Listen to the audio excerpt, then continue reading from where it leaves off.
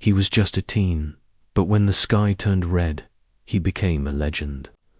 This is the story of a boy who witnessed something impossible, something that would change his life forever and reveal a truth the world was not ready to hear. Before we dive in, what time are you listening? Where are you from? Drop a comment below and tell me. And please like and subscribe for more videos like this. Marcus Chen was 16 years old when he first saw the red sky. He was not special. He was not chosen. He was just a kid who loved sketching in his notebook and walking home from school through the empty park near his house. Every day was the same. Wake up, go to school, come home, do homework, sleep. His parents worked long hours at the hospital.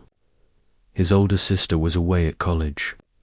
Most evenings, Marcus was alone in their small apartment, eating leftover rice and watching the city lights flicker through his window. He did not mind the silence.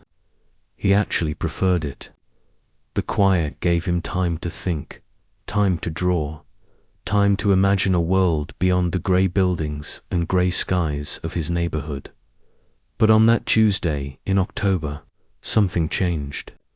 Marcus was walking through Riverside Park, taking the long way home because he wanted to finish a sketch of the old oak tree near the pond.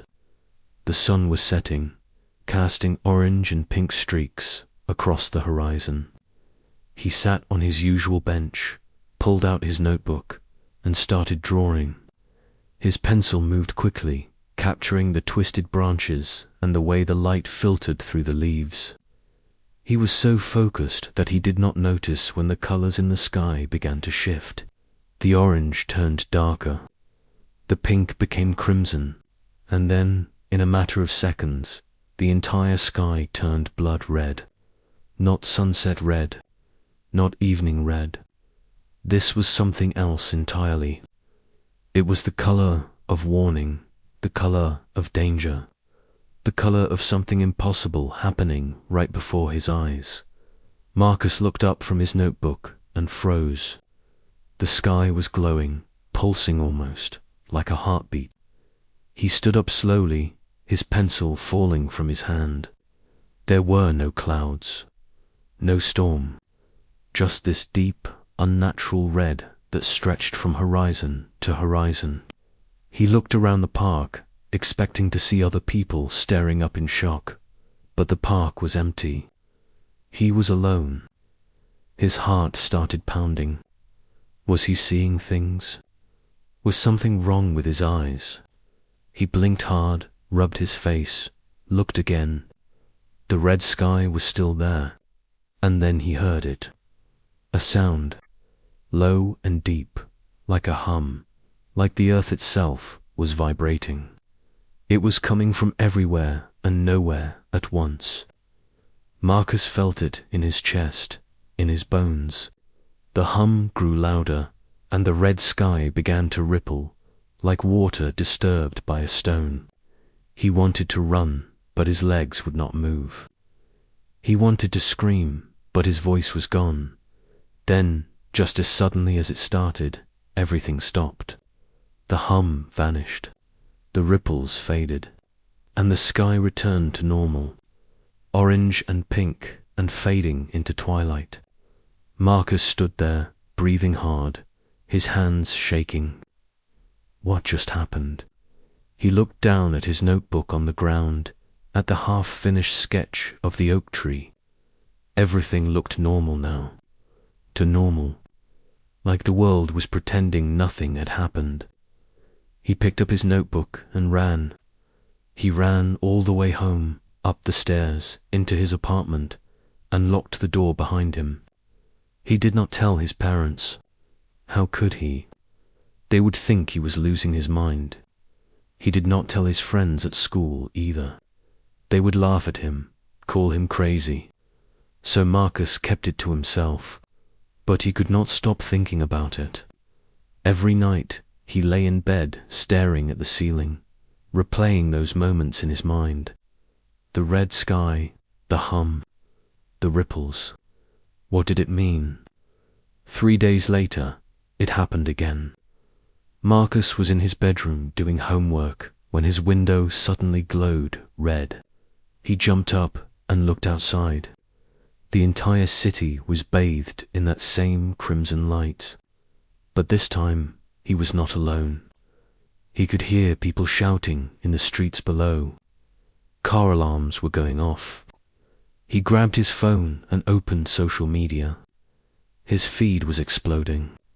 Videos, photos, posts from people all over the city. Everyone was seeing it. The red sky was real. It was not just him. Marcus felt a strange mix of relief and terror. He was not crazy, but that meant something real was happening. Something big. He watched as people tried to explain it. Some said it was a solar flare. Others claimed it was a chemical spill in the atmosphere. The news channels brought on scientists who talked about atmospheric anomalies and light refraction. But none of it felt right. None of it explained the hum, the ripples, the way the sky seemed alive. The red sky appeared 7 more times over the next 2 weeks. Each time, it lasted longer. Each time, the hum grew louder. And each time, Marcus felt something changing inside him. He started having dreams, strange dreams where he was floating above the city, where he could see patterns in the air, invisible threads connecting everything.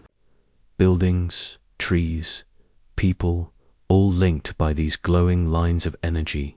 He would wake up with his head pounding, his notebooks filled with sketches he did not remember drawing.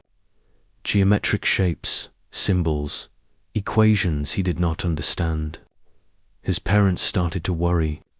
They asked if he was feeling okay, if school was too stressful. Marcus lied and said he was fine. But he was not fine. He was changing, and he did not know why. Then came the night everything exploded. Marcus was walking home from the library when the sky turned red again. But this time, it was different. The red was deeper, darker, almost black at the edges. The hum was so loud it made his teeth rattle. And then the sky cracked. Actually cracked, like glass shattering. Marcus looked up and saw it. A massive fissure splitting the sky open, and through that crack, he saw something. Shapes, movement, things that should not exist. His mind could not process what he was seeing. They were not ships. They were not creatures. They were something in between, something that defied description. Writhing masses of light and shadow, geometric and organic at the same time. And they were watching. He could feel it. They were watching him. Marcus fell to his knees. His head felt like it was going to split open. Images flooded his mind. Not his memories. Someone else's memories. Or something else's. He saw cities rising and falling. He saw civilizations building towers that reached into space. He saw wars fought with weapons that bent reality itself. And he saw the sky turning red, over and over throughout history.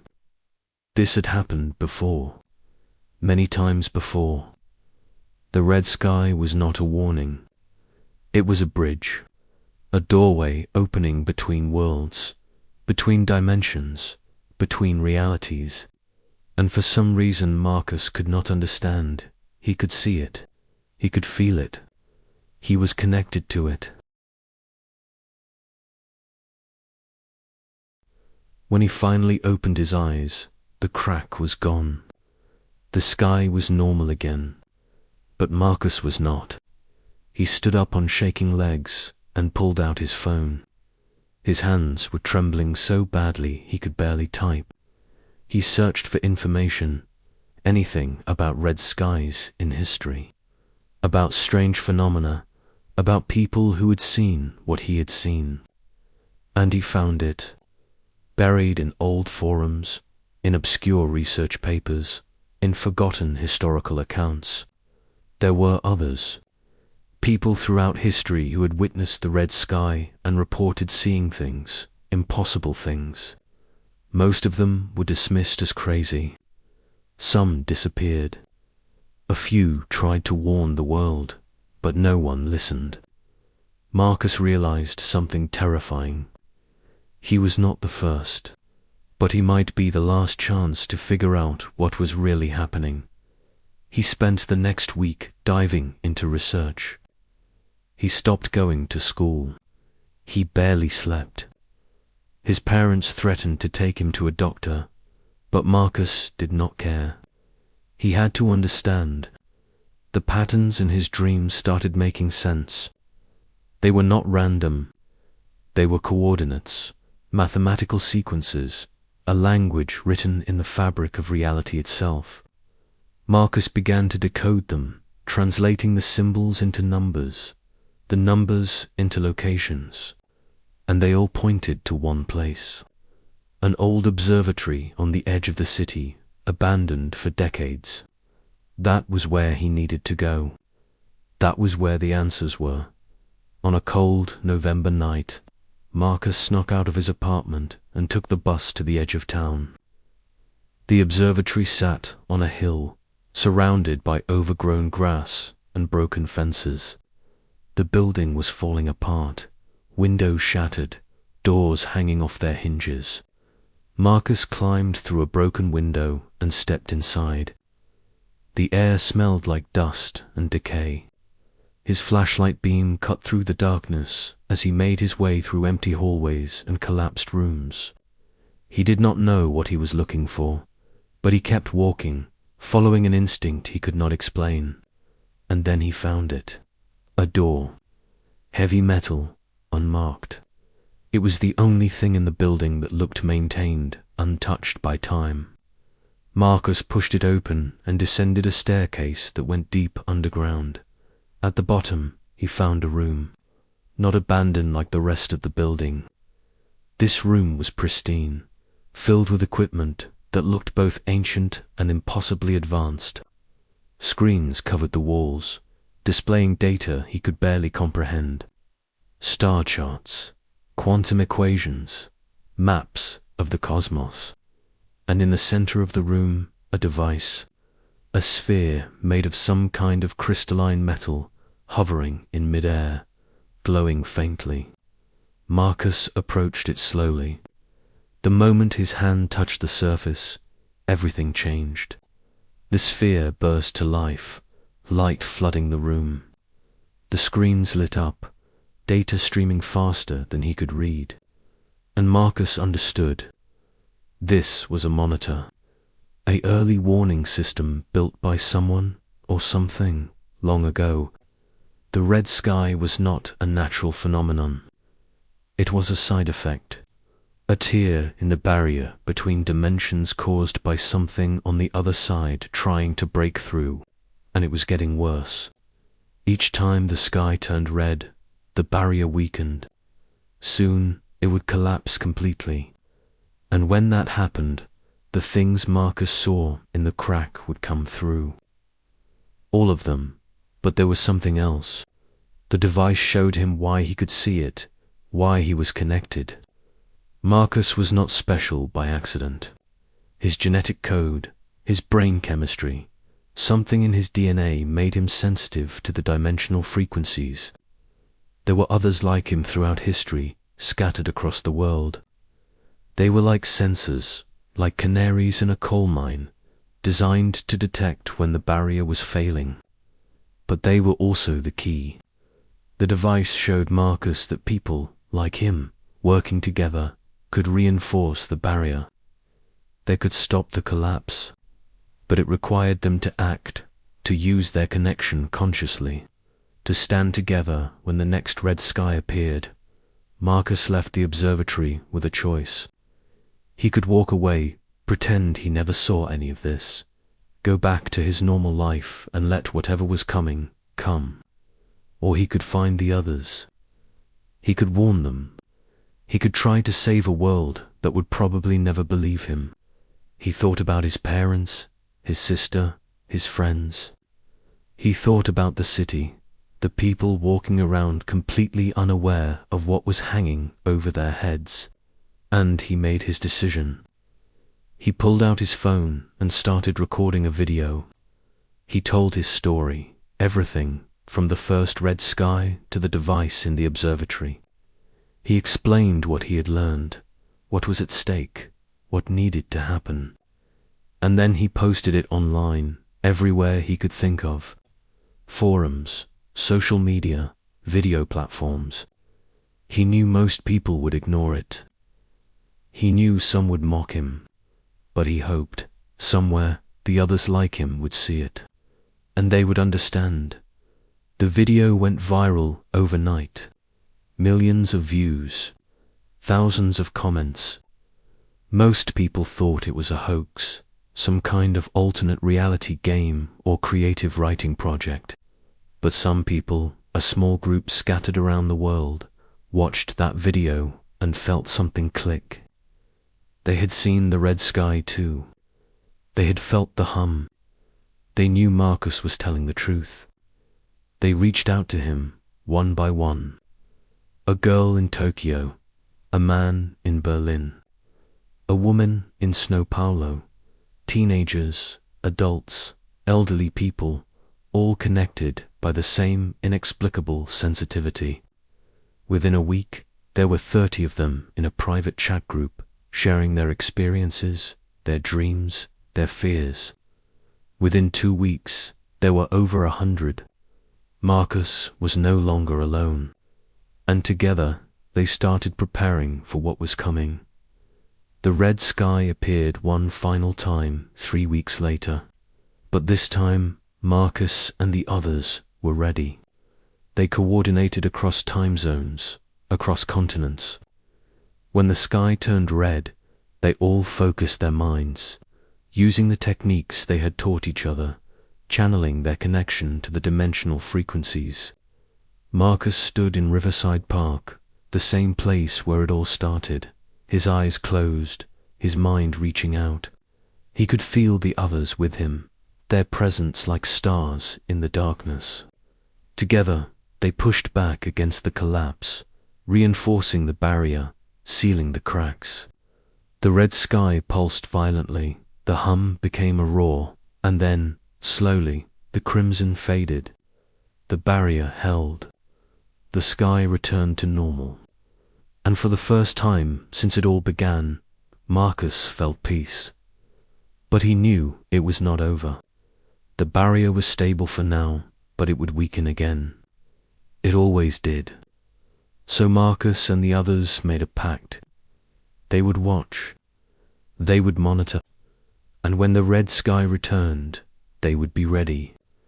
Marcus went back to school, back to his normal life, but he was different now. He was a guardian, a protector of a world that did not even know it needed protecting.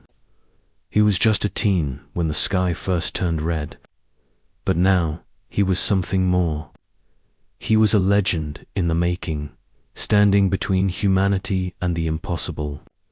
And he was not alone, so if you like this video, please like and subscribe for more videos like this.